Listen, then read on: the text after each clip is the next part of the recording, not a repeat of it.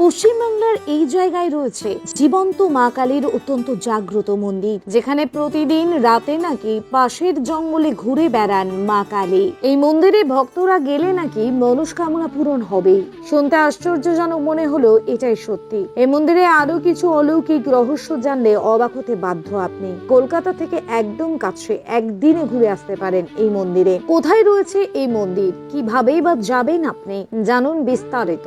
মা কালীর নামে মজেই ভবসাগরে ডুব দিয়েছিলেন রামপ্রসাদ সেন, ঠাকুর শ্রী শ্রী রামকৃষ্ণ পরমহংসদেব, সাধক বামাখ্যাপা, সাধক কমলাকান্ত, সাধক আত্মারাম প্রমুখরা। বাদ পড়েননি রাজা কৃষ্ণচন্দ্র রায়ও। আসল কথা, বাঙালির প্রিয় দেবী মা কালী। সমগ্র উপমহাদেশে কালীবাড়ির সংখ্যা অগুন্তি, তবু এরই মধ্যে স্বাতন্ত্র খুঁজে নিয়েছে বাংলা। কালী হলেন বঙ্গের অধিষ্ঠাত্রী দেবী, একথা বলাই যায়। তথ্য বলছে দেশের অন্যান্য অঞ্চলের তুলনায় এখানেই দেবীর জনপ্রিয়তা সবচেয়ে বেশি। এই জনপ্রিয়তা থেকে গড়ে উঠেছে অলৌকিক জনশ্রুতি। এই সমস্ত অলৌকিকতার জেরে বিখ্যাত একের পর এক কালীবাড়ি। বঙ্গের মধ্যে আবার বীরভূম জেলায় রয়েছে একাধিক কালীবাড়ি। লালমাটির দেশ বীরভূমকে বলা চলে মা কালীর চারণভূমি। তারাপীঠ, নলহাটেশ্বরী, কঙ্কালীতলা এই মন্দিরের পাশাপাশি বীরভূমের মগধেশ্বরী কালী মা বিশেষ প্রসিদ্ধ।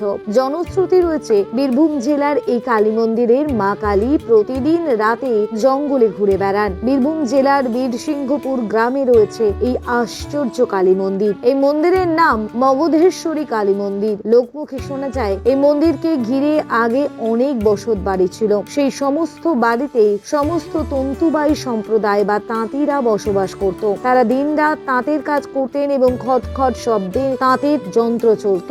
শোনা যায় এই শব্দের কারণে মা কালী সেখানকার মানুষের স্বপ্নে এসে রাতে তাঁতের কাজ বন্ধ রাখার নির্দেশ দেন। কিন্তু সেখানে বসবাসকারী তাঁতিরা মায়ের আদেশ পালন না করে নিজেদের কাজ চালাতে থাকে। এরপর তারা প্রত্যেকে একে একে বিভিন্ন রোগে মারা যায় অভিশপ্ত হয়ে। আস্তে আস্তে বসত বাড়ি বলে আর কিছুই থাকে না। এই সমস্ত এলাকা জুড়ে গজে ওঠে ঘন জঙ্গল। শোনা যায় কালো গ্রানাইট পাথরে খোদিত এই অপূর্ব কালী মূর্তি আগে ছিল মগধে। হ্যাঁ, ঠিকই ভাবছেন, মহাভারতে জরাসন্ধের রাজ্য সেই মগধের নাম শুনেছেন, সেখানে, যার বর্তমান নাম পাটনা। সেখান থেকে রাজনগরের বীর রাহা বসন্ত সিংহ রায় রাজনগরের মাতৃমূর্তিটি নিয়ে আসে এবং পুকুরের মাঝে এই কালী মাকে প্রতিষ্ঠা করেন। পরবর্তীকালে 1600 খ্রিস্টাব্দের দিকে বীরভূমে যখন পাঠান রাজাদের আবির্ভাব ঘটে, তখন রাজবাড়ির পণ্ডিত সুরঙ্গের মাধ্যমে এই কালী মা বীরসিংহপুরে নিয়ে আসে। তারপর থেকে এখানে প্রতিষ্ঠা লাভ করে